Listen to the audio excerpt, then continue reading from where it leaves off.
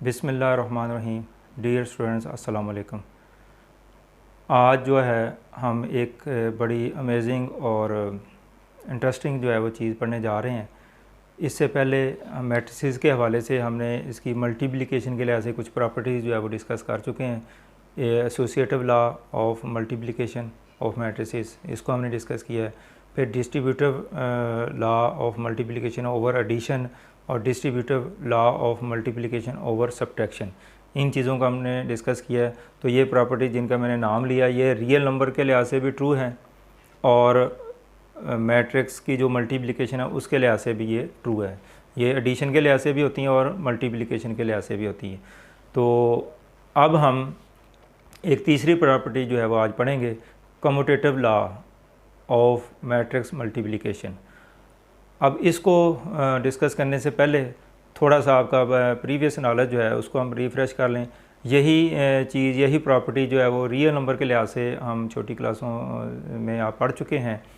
तो मल्टीप्लिकेशन के लिहाज से जो कम्यूटेटिव प्रॉपर्टी है रियल नंबर के लिहाज से, वो मैं आपको डिस्कस कर दूं थोड़ा सा। इसमें 2 और 3 हमारे पास फ़र्क 2 नंबर्स हैं, रियल नंबर्स हैं। अब इनको हमने मल्टीप्लाई करना है। अब मल्टीप्लिकेशन की 2 पॉसिबिलिटीज़ हो सकती हैं। एक तो ये कि 2 को 3 से मल्टीप्लाई कर दें आप, तो 6 आंसर आता है। इसी तरह अगर 3 को 2 से मल्टीप्लाई करें तो फिर भी 6 आता है। तो रियल नंबर में ऐसी पॉसिबिलिटीज़ अगर हैं तो हम इसको commutative property with respect to multiplication का नाम देंगे। यानी इसमें ऑर्डर चेंज करके, उसकी तरतीब चेंज करके अगर उनको मल्टीप्लाई किया जाए, फ़र्ज़ किया कि ये एक एग्जांपल देता हूँ कि ये 2 डिफरेंट नंबर्स हैं, रियल नंबर्स हैं, तो आप इसको इससे मल्टीप्लाई कर दें तो फिर भी वही आंसर आएगा, और अगर इनकी तरतीब चेंज करके इनको मल्टीप्लाई कर दें तो फिर भी वही आंसर आएगा। तो इस प्रॉपर्टी को हम क्या कहते हैं, कम्यूटेटिव प्रॉपर्टी या commutative law of real numbers with respect to multiplication. तो मल्टीप्लिकेशन के लिहाज से रियल नंबर जो है वो कम्यूट करते हैं, उसमें कम्यूटेटिव प्रॉपर्टी जो है वो ऑलवेज़ ट्रू होती है, ऑलवेज़ जो है वो वेरीफाइड है कि रियल नंबर के लिहाज से कम्यूटेटिव लॉ जो है वो एग्जिस्ट करता है। तो अब ये तो मैंने एक स्पेसिफिक एग्जांपल दे दी। अगर आप ए और बी कोई से 2 रियल नंबर ले लें तो ए को बी से मल्टीप्लाई कर दें या बी को ए से मल्टीप्लाई कर लें तो आंसर जो है वो सेम आएगा। तो इस प्रॉपर्टी को हम कम्यूटेटिव प्रॉपर्टी या law with of multiplication of real numbers. अब यही चीज़ जो है वो मैट्रिसेस के हवाले से हमने देखनी है, commutative law of multiplication of matrices. तो ए को फ़र्ज़ किया कि ए और बी हमारे पास 2 मैट्रिसेस हैं, यानी ए और बी जो है वो क्या है, मैट्रिसेस हैं।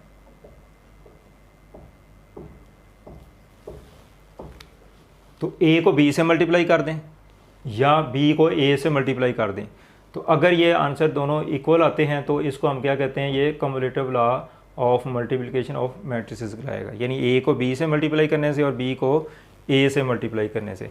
तो बेसिकली इसमें जो प्रीवियस नॉलेज है, एक तो रियल नंबर के हवाले से मैंने बता दिया, और दूसरा इसमें मैट्रिक्स की जो मल्टीप्लिकेशन है वो भी ऑलरेडी हम डिस्कस कर चुके हैं। तो मल्टीप्लिकेशन का कंसेप्ट आपको आना चाहिए। अगर उसमें कोई प्रॉब्लम है तो मेरी पिछली वीडियो जो है उसको देख लें, तो मल्टीप्लाई कैसे करते हैं वो आपको आइडिया हो जाएगा। तो कम्यूटेटिव प्रॉपर्टी जो मैट्रिसेस के हवाले से वो क्या है कि ए बी और बी ए का आंसर जो है वो सेम आना चाहिए। तो इस प्रॉपर्टी को हम commutative law of multiplication of matrices का नाम देते हैं। अच्छा, अब ये लॉ तो मैंने आपको बता दिया कि ये लॉ है ए बी और बी ए इक्वल होता है। अब यहाँ पे जो इंटरेस्टिंग चीज़ है जो मैंने आपको स्टार्ट में बताई थी वो है, इसके बारे में कुछ और जो सिचुएशंस हैं उसको हमने डिस्कस करना है। अब मैंने आप इधर एक क्वेश्चन लिखा है, is matrix multiplication always commutative. Real number के लिहाज से तो ये बात ऑलवेज़ ट्रू है कि रियल नंबर के लिहाज से जो कम्यूटेटिव लॉ है वो ऑलवेज़ जो है वो ट्रू होता है, उसमें तो कोई शक शुबा कोई डाउट की बात ही नहीं है। लेकिन मैट्रिक्स के हवाले से हमने ये देखना है कि क्या मैट्रिक्स में जो कम्यूटेटिव लॉ जो है वो हमेशा ट्रू होता है, हमेशा जो है एग्जिस्ट करता है। तो इसका आंसर जो है वो अब हमने तलाश करना है कि क्या ए बी और बी ए या commutative law of multiplication in matrices always true होता है या नहीं होता। अब ज़ाहिर यहाँ पे मैंने आपसे ये क्वेश्चन किया तो इसमें कोई ख़ास बात है तो ये क्वेश्चन जो है वो मैंने रेज़ किया है। तो अब हमें इसके जवाब की तरफ चलते हैं और देखते हैं कि ये अमेजिंग फैक्ट जो है वो क्या है। Let's suppose we have two matrix A and B. दो मैट्रिक्स हैं ए बी हमने ले लिए। अब हमने ए बी फाइंड करना, पहले मैट्रिक्स ए पहले लिखा और बी बाद में लिखा। तो इसको मल्टीप्लाई करने का प्रोसीजर वही है जो बार बार आप पढ़ चुके हैं। तो मैंने यहाँ पे पूरा प्रोसीजर नहीं शो किया हुआ, तो आप चूँकि यहाँ पे असल में जो कंसेप्ट वो कम्यूटेटिव प्रॉपर्टी के हवाले से मैंने देना है। मैट्रिक्स की जो मल्टीप्लिकेशन है वो हमारा आज का टॉपिक नहीं है, वो हम पहले से डिस्कस कर चुके हैं। तो यहाँ शॉर्ट फॉर्म में मैंने इसको मल्टीप्लाई कर दिया है, यानी इसकी फर्स्ट रो फर्स्ट कॉलम को मल्टीप्लाई कर दिया, फर्स्ट रो सेकंड कॉलम को मल्टीप्लाई कर दिया, फिर सेकंड रो को इसके साथ मल्टीप्लाई कर दिया, फिर सेकंड रो और सेकंड कॉलम को मल्टीप्लाई कर दिया। तो ये शॉर्टकट मैंने थोड़ा सा बता दिया। डिटेल में अगर आपने देखना है तो मेरी मल्टीप्लिकेशन जो है मैट्रिसेस की उसके हवाले से वीडियो जो है देख लें, डिस्क्रिप्शन में उसका लिंक जो है वो दिया हुआ है। अब हमने ए बी फाइंड किया, इसको सिंप्लीफाई किया, तो हमारा आंसर जो है वो ये आ गया, यानी ये वैल्यू किसकी निकल आई, ए बी की। अब नेक्स्ट हम बी ए फाइंड करते हैं। जस्ट इसका ऑर्डर चेंज करके मल्टीप्लाई करना है कि मैट्रिक्स बी पहले लिखेंगे और मैट्रिक्स ए जो है वो बाद में लिखेंगे। जो पहले मैट्रिक्स वो पहले आएगा, जो बाद में वो बाद में आएगा। ये मल्टीप्लिकेशन का रूल है जो आपको पहले से बताया हुआ है। इसी तरह सेम मल्टीप्लिकेशन का जो प्रोसेस है उसको हम प्रोसीड करते हुए ये हमने इसका आंसर निकाल लिया। अब देखें ज़रा कि ए बी फाइंड किया तो उसका आंसर ये आया और बी ए फाइंड किया तो उसका आंसर ये है। तो अगर इसको कंपेयर करें तो ये एलिमेंट्स जो है वो सेम नहीं है। कुछ एलिमेंट सेम है लेकिन इक्वलिटी की बात उसी वक्त होगी जब टोटली वो मैट्रिक्स सेम होंगे, तो फिर हम इक्वल कहेंगे। अदरवाइज़ चंद एलिमेंट्स का सेम होना जो है वो उससे ये एश्योर नहीं होता कि वो इक्वल मैट्रिक्स हैं। तो लिहाजा ये डिफरेंट मैट्रिक्स हैं। It means A B is not equal to B A. अब देखें हमारे क्वेश्चन का जो आंसर हमें मिल गया है कि is matrix multiplication always commutative, कि क्या मैट्रिक्स की जो मल्टीप्लिकेशन है वो हमेशा ही कम्यूटेटिव होती है। तो हमने एक काउंटर एग्जांपल ढूंढी है जिससे हमें पता चल गया कि ए बी और बी ए इक्वल नहीं है। तो अब इससे रिज़ल्ट क्या निकला है कि इसका आंसर जो है वो क्या होगा फिर, नो।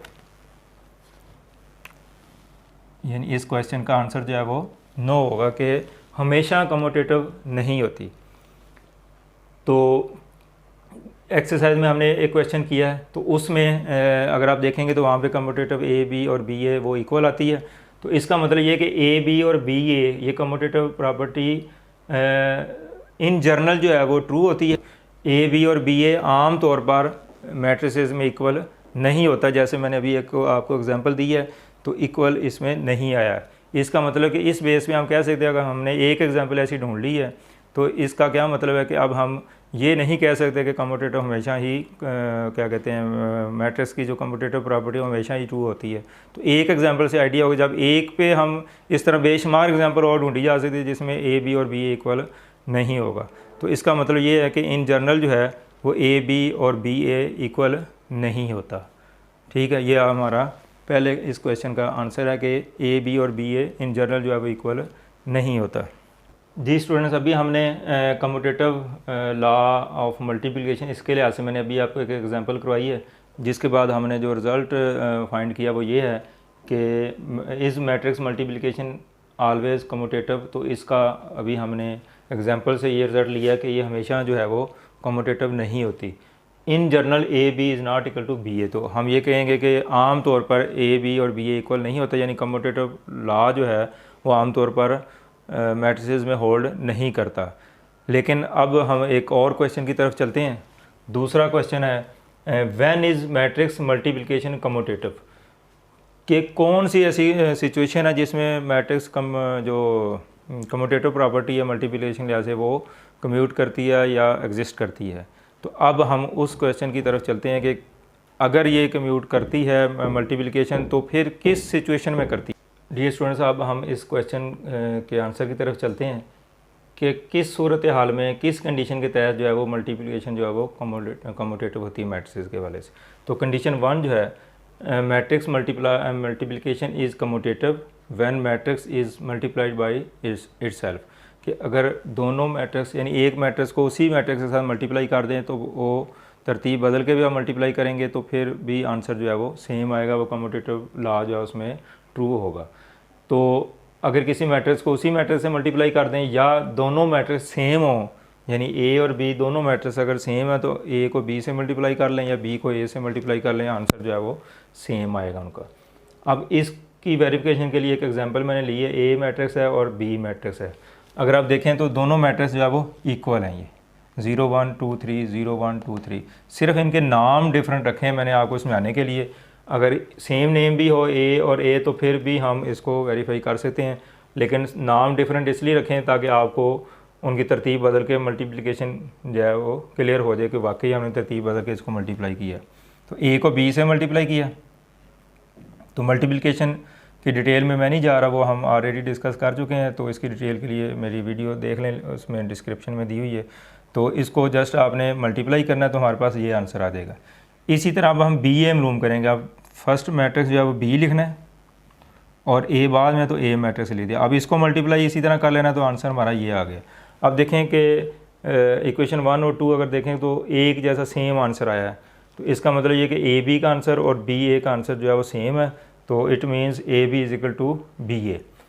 अब देखें, इससे पहले क्वेश्चन नंबर 1 के लिए मैंने आपको एग्जांपल दी थी, उसमें ये दोनों इक्वल नहीं आए थे। तो अब कंडीशन 1 जो है हमने एक ऐसी ढूंढी जिसमें मैट्रिक्स जो है वो सेम हो और उनको जब तरतीब बदल के मल्टीप्लाई करते हैं तो कम्यूटेटिव लॉ जो है वो इसमें एग्जिस्ट करता है। तो कंडीशन 1 जो है वो इस जो बताई थी आपके कि उसी मैट्रिक्स को सेम मैट्रिक्स के साथ मल्टीप्लाई कर दें या ए और बी इक्वल हो तो कम्यूटेटिव लॉ जो है वो होल्ड करता है, तो वो वेरिफिकेशन हमारी होगी। इसका मतलब ये कि एक स्पेसिफिक केस है कि कम्यूटेटिव लॉ होल्ड करने के लिए मैट्रिसेस में कब ट्रू होगा, जब वो दोनों मैट्रिक्स सेम मैट्रिक्स होंगे तो उनमें कम्यूटेटिव लॉ जो है वो एग्जिस्ट करता है। अगर वो डिफरेंट मैट्रिक्स है तो फिर कोई ज़रूरी नहीं है कि वो कम्यूटेटिव लॉ जो है वो उसमें एग्जिस्ट करे। जी स्टूडेंट, अब हम एक और जो कंडीशन है उसको चेक करते हैं। Matrix multiplication is commutative if A matrix is multiplied with the identity matrix. अब दूसरी कंडीशन ये है कि जिन मैट्रिसेस को हमने मल्टीप्लाई करना है, अगर हमारे पास एक मैट्रिक्स ए है तो उसका जो आइडेंटिटी मैट्रिक्स है उसके साथ अगर मल्टीप्लाई करें तो उसको तरतीब बदल के भी हम मल्टीप्लाई करेंगे तो प्रोडक्ट उनका सेम आएगा। तो इस कंडीशन के तहत कंडीशन 2 जो है, इसमें हमने यानी किसी भी मैट्रिक्स को अगर आइडेंटिटी मैट्रिक्स से मल्टीप्लाई कर दें तो उसमें कम्यूटेटिव लॉ जो है वो होल्ड करता है। फॉर एग्जांपल, ए हमारे पास एक मैट्रिक्स है और आई जो है वो आइडेंटिटी मैट्रिक्स है, तो ए को आई से मल्टीप्लाई कर लें या आई को ए से मल्टीप्लाई कर लें, दोनों सूरतों में आंसर सेम आएगा और ए के इक्वल आएगा, मैट्रिक्स ए के इक्वल आएगा। अब इसको क्लैरिफाई करने के लिए मैंने एक एग्जांपल लिया है। ये मैट्रिक्स ए है एक और एक मैट्रिक्स आई है। ये आम एक मैट्रिक्स है और ये आइडेंटिटी मैट्रिक्स है। अब हमने ए को आई से मल्टीप्लाई करना है, तो मल्टीप्लिकेशन का प्रोसीजर आप ऑलरेडी जानते हैं। तो ये मल्टीप्लाई कर लिया और इसका आंसर ये आ गया और ये मैट्रिक्स ए मैट्रिक्स आया, यानी ए के इक्वल आ गया। ये यहाँ पे बताना ज़रूरी नहीं कि ए के इक्वल आया, बस जो भी आया ये मैट्रिक्स हमारे पास आ गया ए आई। अब आई को ए से मल्टीप्लाई करना, अब आई मैट्रिक्स पहले लिखेंगे, ए बाद में लिखेंगे और इसको मल्टीप्लिकेशन का प्रोसीजर करेंगे इसमें और हमारा आंसर जो है वो ये आ गया। अब इसको कंपेयर करें तो ये दोनों आंसर जो है वो सेम है। इसका मतलब ये है कि यहाँ पे कम्यूटेटिव लॉ जो है वो होल्ड कर रहा है। तो कंडीशन 2 जो है वो हमारी जो है वो वेरीफाई हो गई है कि अगर एक मैट्रिक्स ए है और दूसरा आइडेंटिटी मैट्रिक्स है तो उसमें कम्यूटेटिव लॉ जो है वो होल्ड करता है। तो इसलिए ए आई और आई ए जो है वो इक्वल है। लेकिन एक और आइडेंटिटी मैट्रिक्स के हवाले से एक बात आपको बताता चलूँ कि आइडेंटिटी मैट्रिक्स को किसी भी मैट्रिक्स से मल्टीप्लाई करने से उस मैट्रिक्स पे कोई इफेक्ट नहीं होता, तो आंसर जो है वो ए ही आएगा। जैसे कि आप देख रहे हैं, ए आई करें या आई ए करें, दोनों सूरतों में ए मैट्रिक्स ही आ रहा है। तो आइडेंटिटी मैट्रिक्स जो है वो मल्टीप्लिकेटिव आइडेंटिटी है विद रिस्पेक्ट टू मतलब मैट्रिसेस मल्टीप्लिकेशन के लिहाज से, तो इसलिए किसी मैट्रिक्स को आई से मल्टीप्लाई करने से उस मैट्रिक्स पे कोई इफेक्ट नहीं होता। तो यहाँ पे हम कंडीशन 2 आपको एक बताई और उसकी वेरिफिकेशन के लिए मैंने एग्जांपल दे दी। इसका मतलब कि फ़िलहाल हमने देखा है कि 2 कंडीशन हमने ऐसी ढूंढ ली हैं जिसमें मैट्रिक्स की जो कम्यूटेटिव प्रॉपर्टी है वो होल्ड करती है। यानी एक तो ये है कि वो दोनों मैट्रिक्स सेम हो तो फिर वो कम्यूटेटिव होते हैं, मल्टीप्लिकेशन उसकी, और उसके बाद अगर उनमें से एक मैट्रिक्स जिनको मल्टीप्लाई किया जा रहा है उनमें से एक मैट्रिक्स जो है वो आइडेंटिटी मैट्रिक्स हो, तो फिर भी कम्यूटेटिव लॉ जो है वो होल्ड करता है। जी स्टूडेंट, अब हम एक और कंडीशन जो है वो डिस्कस करते हैं, condition 3, if A matrix has an inverse. तो शर्त ये कि एक मैट्रिक्स और उसका इन्वर्स भी एग्जिस्ट करता हो, पहली बात तो ये। तो फिर उस मैट्रिक्स को उसके इन्वर्स से अगर मल्टीप्लाई कर दें तो फिर भी कम्यूटेटिव लॉ जो है वो ट्रू होगा। यानी ए मैट्रिक्स है, ए इन्वर्स उसका इन्वर्स है ये वाला मैट्रिक्स, अगर इसको इससे मल्टीप्लाई कर दें या ए इन्वर्स को ए से मल्टीप्लाई कर दें तो दोनों सूरतों में जो है वो आंसर सेम होगा, कम्यूटेटिव लॉ जो है वो होल्ड करेगा।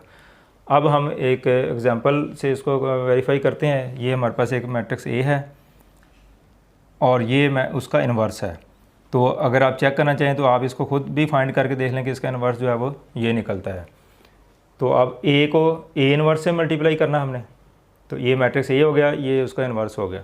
तो मल्टीप्लिकेशन को मैं डिटेल में नहीं जा रहा हूँ, तो आपको मल्टीप्लिकेशन का जो प्रोसेस वो मैंने समझाया हुआ है, तो इस तरह मल्टीप्लाई कर लें और आंसर सिंप्लीफाई करने के बाद ये आ जाएगा।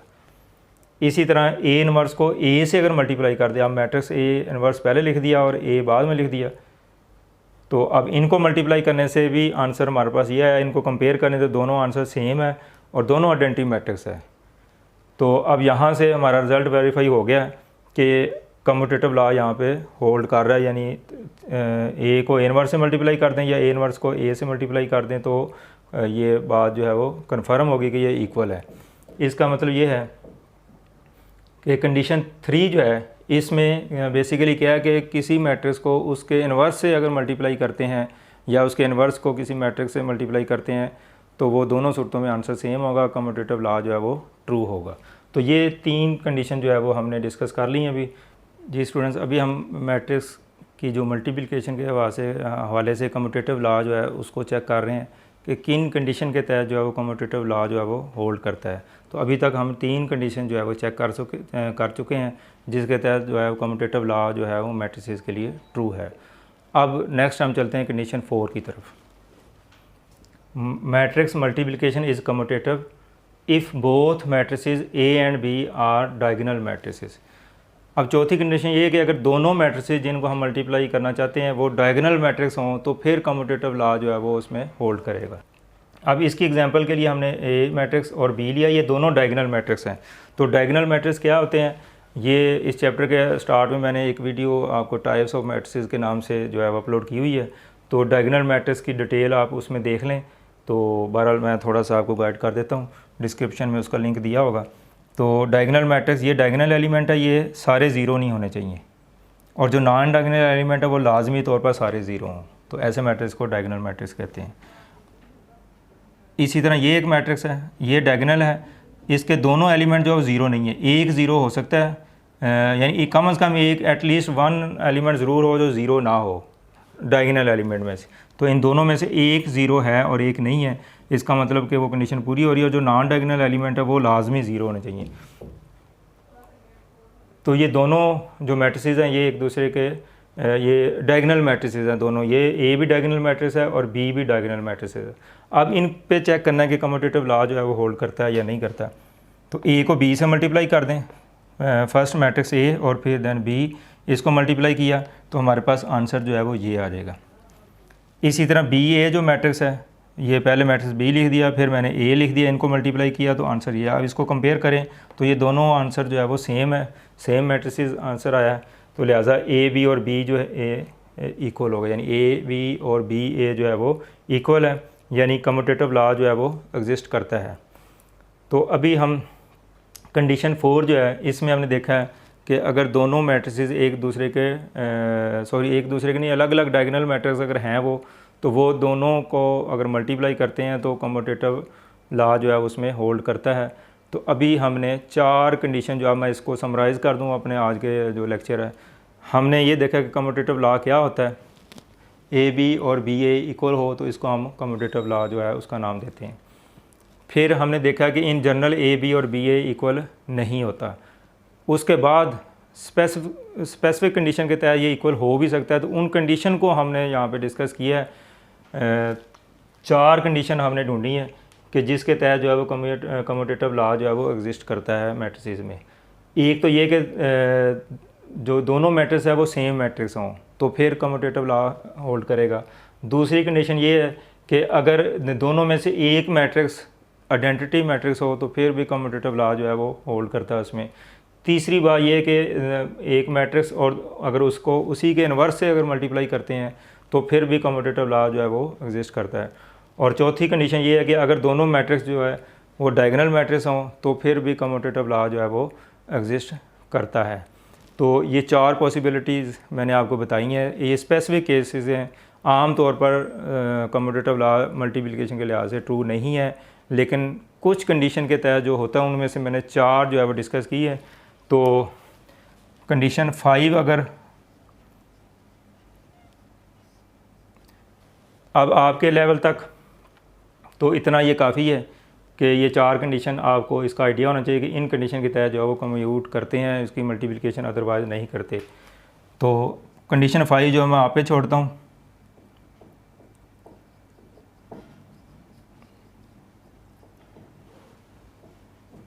अगर कोई और भी ऐसी सूरत हाल है जिसमें मैट्रिक्स की जो मल्टीप्लिकेशन है वो कम्यूटेटिव होती है तो उसको आप तलाश करें, तो कमेंट्स में उसका इज़हार करें। बहरहाल मैट्रिक लेवल तक या एफएससी लेवल तक इतना नॉलेज आपके लिए काफ़ी है कि ये 4 कंडीशन स्पेसिफिक हैं जिसके तहत कम्यूटेटिव प्रॉपर्टी जो है वो मैट्रिसेस में एग्जिस्ट करती है, इन जनरल जो है वो नहीं करती। तो आज का जो मेरा टॉपिक है वो स्पेशल आपकी जो एक अंडरस्टैंडिंग है या आपका एक एक्स्ट्रा नॉलेज जो है मैंने देने की कोशिश की है आपको। तो उम्मीद है कि कम्यूटेटिव लॉ जो है इसको आप अंडरस्टैंड कर पाएंगे।